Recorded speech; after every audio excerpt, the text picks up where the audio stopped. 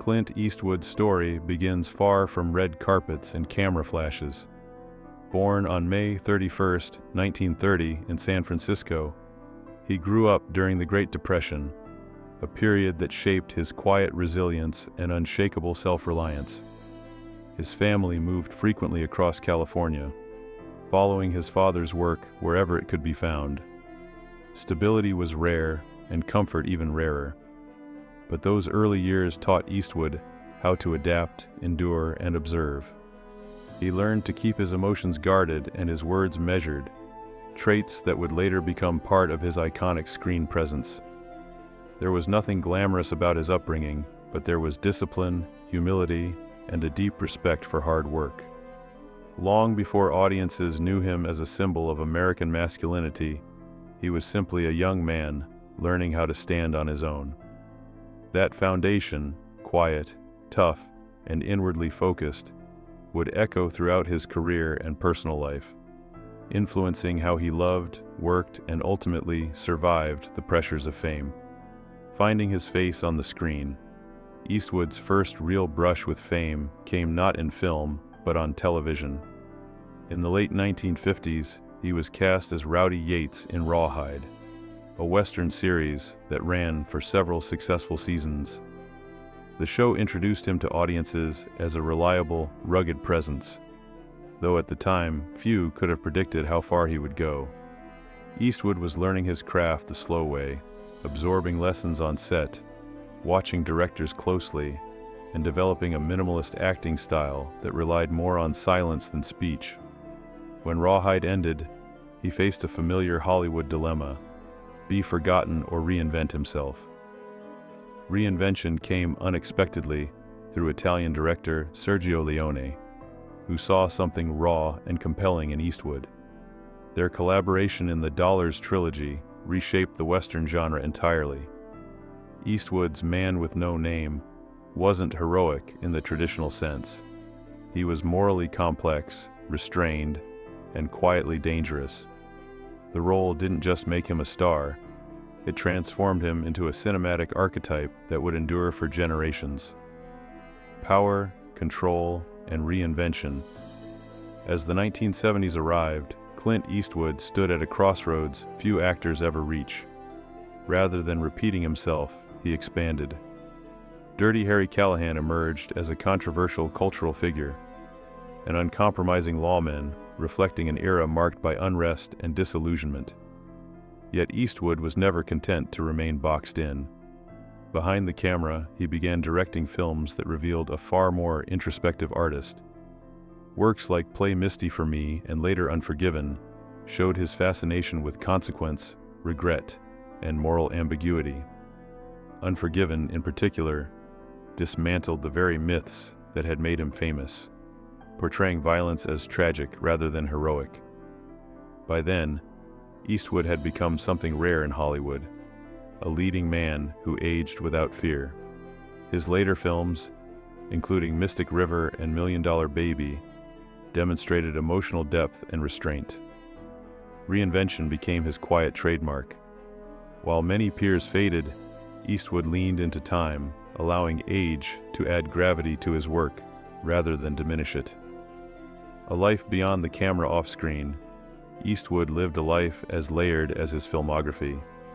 He served as mayor of Carmel by the Sea, embracing civic duty with the same understated seriousness he brought to directing. Music remained a lifelong passion, particularly jazz, which he approached not as a hobby but as an art form worthy of deep respect. Fatherhood also became a defining part of his identity, though not without complexity. With a large, blended family, Eastwood navigated relationships imperfectly, yet maintained strong bonds with many of his children as adults. Public recognition followed him everywhere: awards, honors, lifetime achievements, but he never appeared comfortable basking in praise. Instead, he cultivated a reputation for discipline, efficiency, and emotional reserve. Fame, for him, was a byproduct, not the goal. That emotional distance, while professionally effective, often carried over into his personal relationships. It was both his shield and his limitation, protecting him from chaos while sometimes preventing deeper connection. Love, freedom, and complication. Clint Eastwood's romantic life has often drawn curiosity, sometimes overshadowing his artistic achievements. Rather than reducing it to scandal, it is more accurate to see it as an extension of his restless nature. Eastwood valued freedom intensely, sometimes at the expense of stability. His first marriage, to Maggie Johnson, spanned decades and produced 2 children, yet endured significant strain under the pressures of fame and emotional distance. Over the years, he formed relationships with women from varied backgrounds: artists, performers, professionals, each reflecting a different phase of his life. Some relationships were brief, others long-lasting, but many existed outside the public eye. Eastwood rarely spoke openly about love, preferring privacy over explanation. What becomes clear in hindsight is that intimacy was complicated for him. The same self-control that made him formidable on screen often made vulnerability difficult. Love was present, but never simple, and rarely untouched by the demands of a life lived constantly in motion. The partnership that changed him. Among Eastwood's relationships, his long partnership with actress Sondra Locke stands apart, not because it was perfect, but because it was profound. They worked together creatively and lived together for many years, forming a bond that blurred the lines between personal and professional life. Locke was intelligent, assertive, and unwilling to be overshadowed, qualities that challenged Eastwood in ways few others had. Their collaboration produced several memorable films, and their connection pushed Eastwood creatively as well as emotionally. However, the relationship was also marked by conflict, misalignment, and ultimately a painful separation. Over time, their breakup became the subject of public discussion, legal disputes, and speculation. Rather than framing it as villain or victim, it is more honest to acknowledge 2 strong personalities colliding under immense pressure. What remained afterward was not bitterness, but residue, a lasting emotional imprint that neither fully escaped. The weight of emotional loss. In later reflections, Eastwood has spoken less about romance and more about consequence. Some relationships leave behind memories, others leave behind silence. The end of his partnership with Locke marked a period of emotional recalibration. For a man accustomed to control, the sense of emotional disorientation was unfamiliar.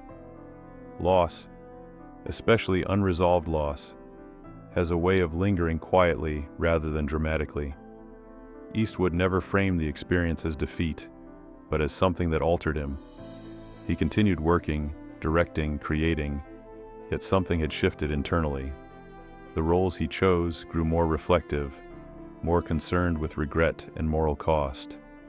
Pain didn't stop him, but it slowed him long enough to be felt. That pause, that internal reckoning, became part of his artistic language. Not all wounds announce themselves loudly. Some simply change how a person walks through the world, subtly but permanently. Aging without disappearing. What sets Clint Eastwood apart is not longevity alone, but relevance. Well into his later years, he continued directing and telling stories that confronted aging, accountability, and legacy. Films like Gran Torino and Cry Macho reflected a man unafraid to explore vulnerability and decline without sentimentality. Rather than clinging to youth, Eastwood allowed time to be visible in his work. That honesty resonated with audiences across generations. He became a symbol not of invincibility, but endurance. Aging in his hands was not weakness, it was context. Each wrinkle carried narrative weight. Each silence spoke volumes.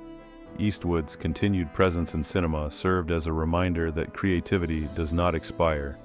It evolves. His career became less about dominance and more about reflection, offering a rare portrait of masculinity that learns, regrets, and adapts rather than conquers endlessly. The quiet legacy of memory. In the end, Clint Eastwood's story is not defined by a single role, relationship, or regret. It is defined by accumulation of experience, silence, resilience, and memory. At an age when most lives are summarized, his remains open-ended, shaped as much by what was felt as what was achieved. Certain relationships left deeper impressions than others, not because they were flawless, but because they reached parts of him few ever saw. Memory has a way of preserving those moments with surprising clarity. They become less about pain and more about truth. Eastwood's legacy is not just cinematic, it is human. A life lived fully, imperfectly, and without retreat. What endures is not the myth, but the man, still thoughtful, still creating, still carrying the quiet weight of all that came before.